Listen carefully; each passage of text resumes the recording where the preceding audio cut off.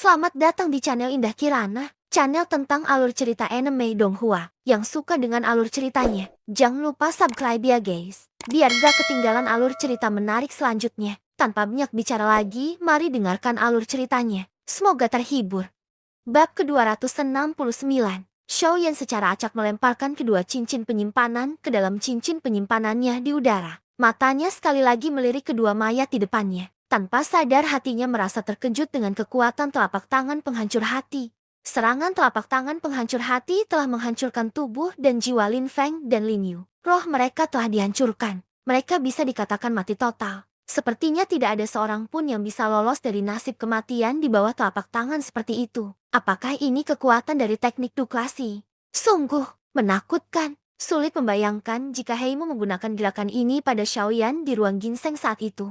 Kemungkinan besar Xiaoyan tidak akan bertahan sampai sekarang. TSK, kamu tidak mempermasalahkan apapun. Apakah kamu benar-benar berpikir bahwa ini adalah kekuatan penuh dari telapak tangan penghancur hati? Kekuatan yang telah kamu tunjukkan paling banyak berada pada level teknik Do Class Link. Sementara Xiaoyan merasa kaget dengan kekuatan telapak tangan penghancur hati. Kekuatan yang telah kamu tunjukkan paling banyak berada pada level teknik Do Class Link. Sementara Xiaoyan merasa kaget dengan kekuatan telapak tangan penghancur hati.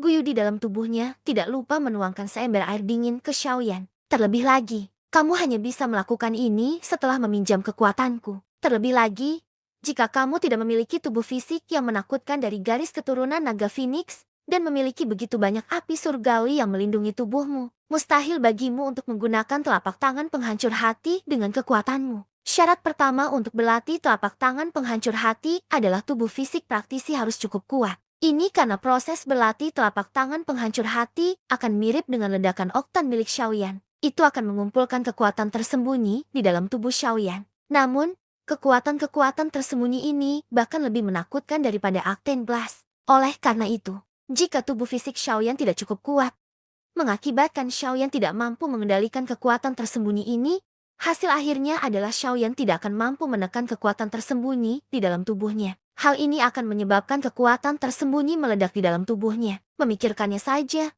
rasa sakit yang ditimbulkannya bukanlah sesuatu yang bisa ditanggung oleh Xiaoyan. Dengan kekuatan Xiaoyan saat ini, secara alami mustahil baginya untuk menggunakan telapak tangan penghancur hati jika dia benar-benar menggunakan teknik doklasi.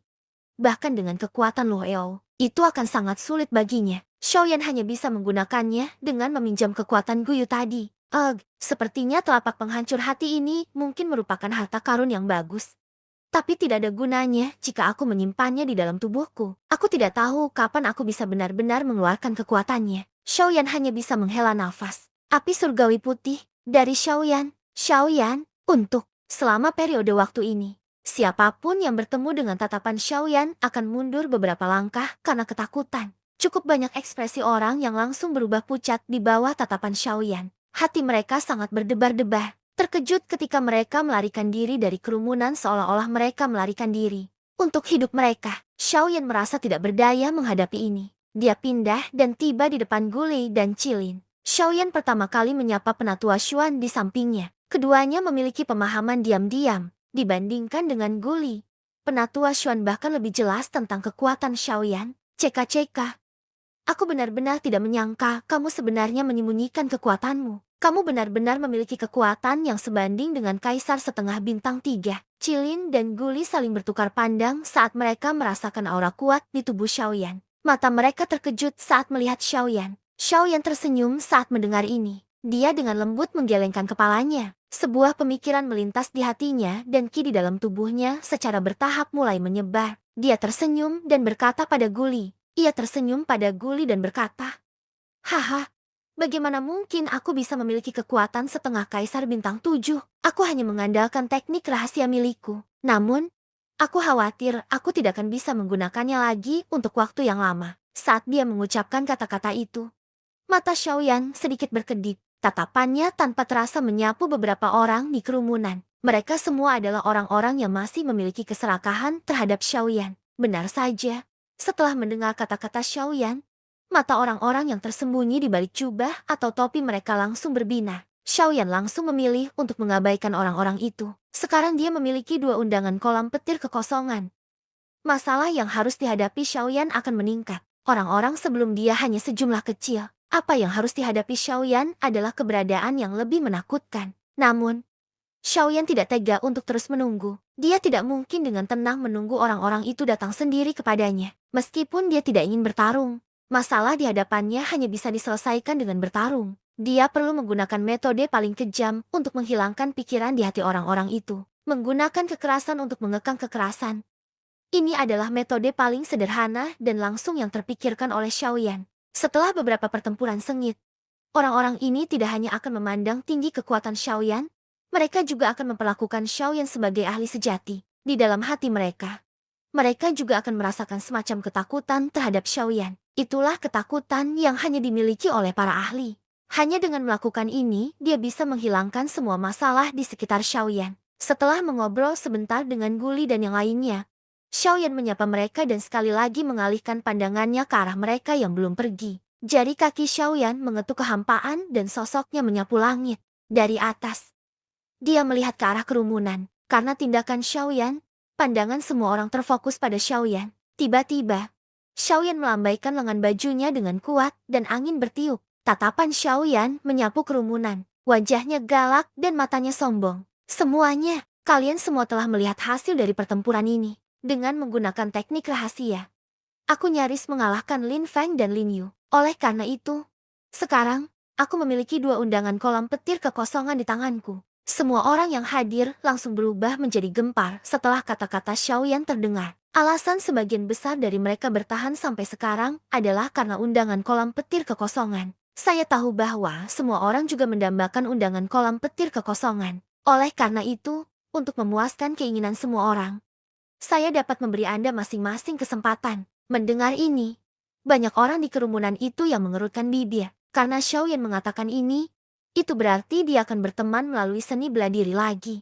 Selain mengalahkan Xiaoyan, pada dasarnya tidak mungkin menggunakan metode lain untuk mendapatkan undangan kolam petir kekosongan dari Xiaoyan. Xiaoyan sepertinya memahami pikiran orang banyak. Sudut mulutnya membentuk senyuman. Tatapannya perlahan menyapu kerumunan dan dia berkata sambil tersenyum.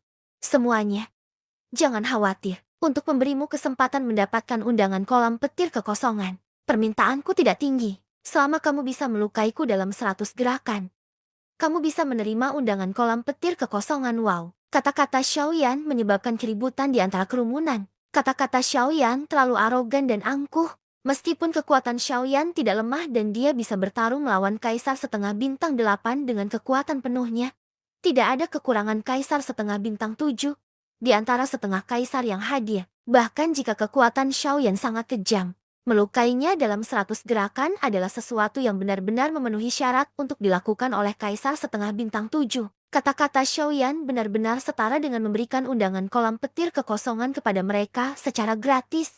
Hehe.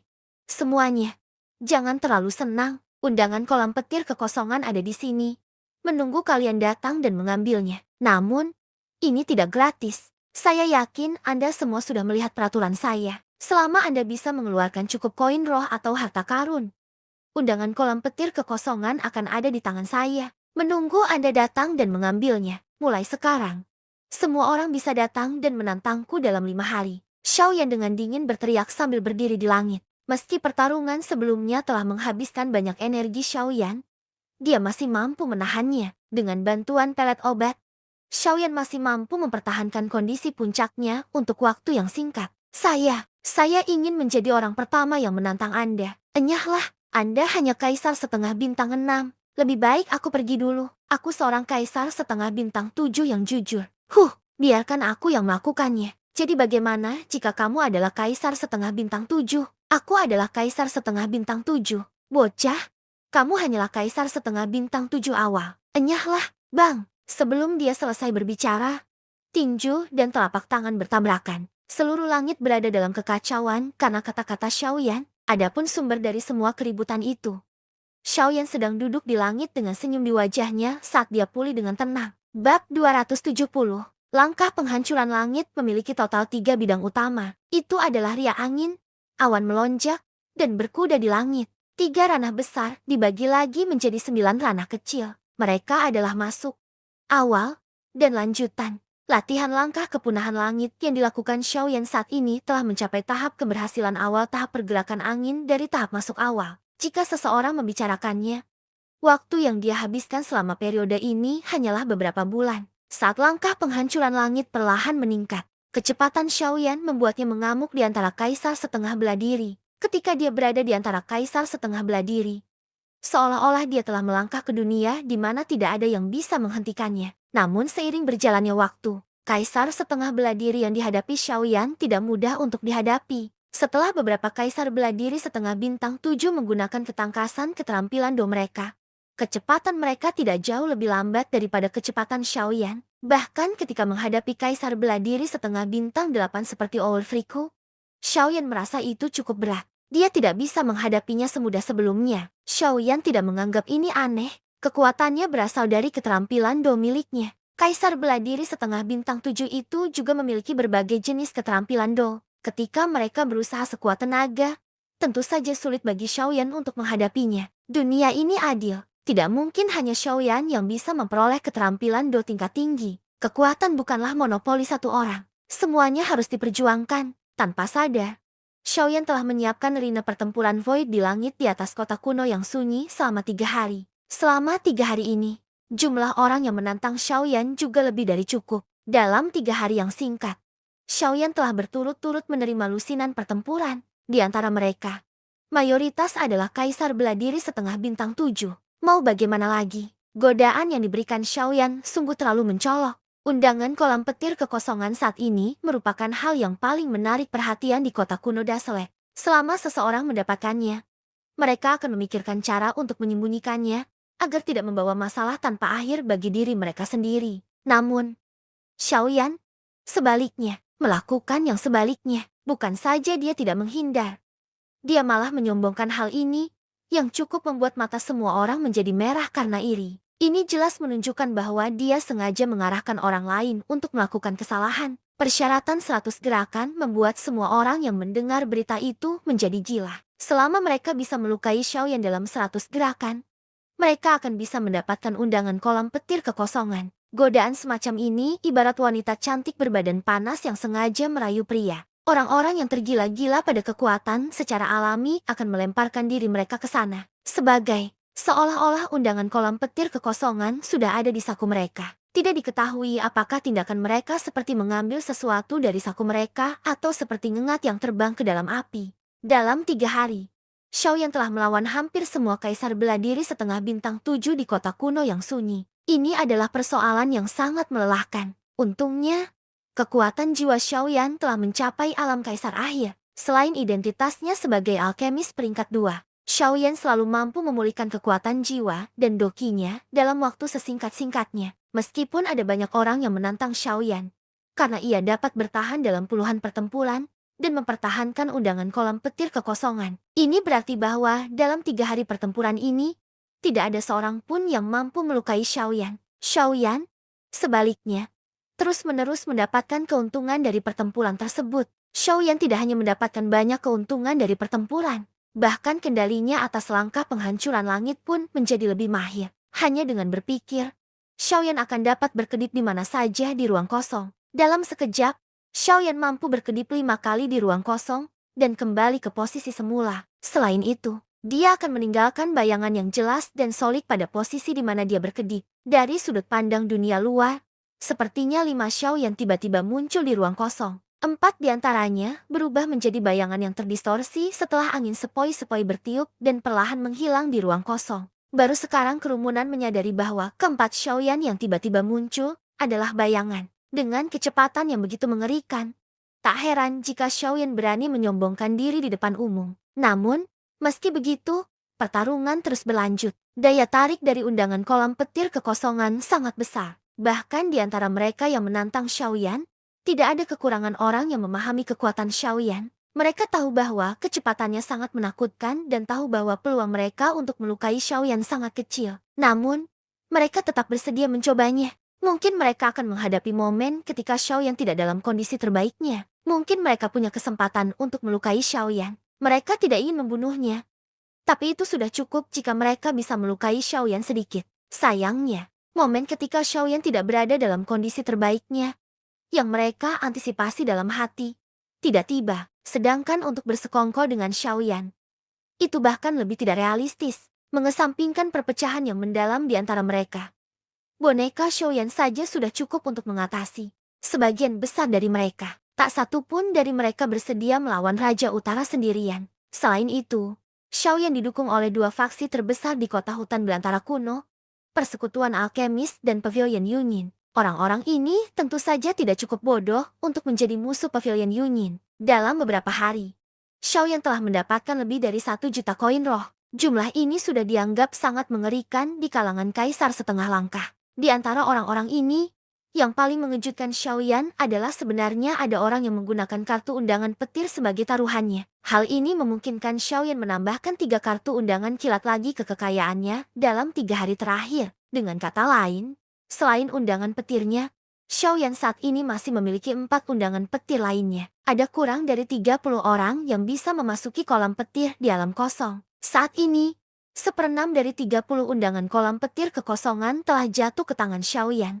Sulit membayangkan pemandangan seperti apa yang harus dihadapi Xiaoyan jika orang-orang di kota mengetahui hal ini. Untungnya, di hari keempat, langkah kepunahan langit Xiaoyan akhirnya menyambut terobosan yang telah lama ditunggu-tunggu. Langkah kepunahan langit telah berhasil maju dari tahap awal ke tahap lanjutan. Ini juga berarti kecepatan Xiaoyan akan melonjak sekali lagi. Pada saat yang sama, ketika dia menerobos, Xiaoyan menunjukkan perubahan yang terjadi setelah terobosannya kepada orang banyak. Dengan langkah kepunahan langit, Xiaoyan tidak lagi memiliki sedikit pun kekhawatiran ketika menghadapi Kaisar setengah langkah bintang 7. Faktanya, Xiaoyan bahkan melepas jubah Kaisar setengah langkah bintang 7 di depan semua orang. Hal ini menyebabkan yang terakhir menjadi marah karena dipermalukan terhadap Xiaoyan. Jika bukan karena kekuatannya terbatas, Xiaoyan pasti sudah dipotong-potong olehnya. Sebelum Xiaoyan saat ini, kecepatan Kaisar setengah langkah bintang 7 sudah cukup bagi Xiaoyan untuk mengulangi setiap tindakan. Dengan kecepatan seperti itu,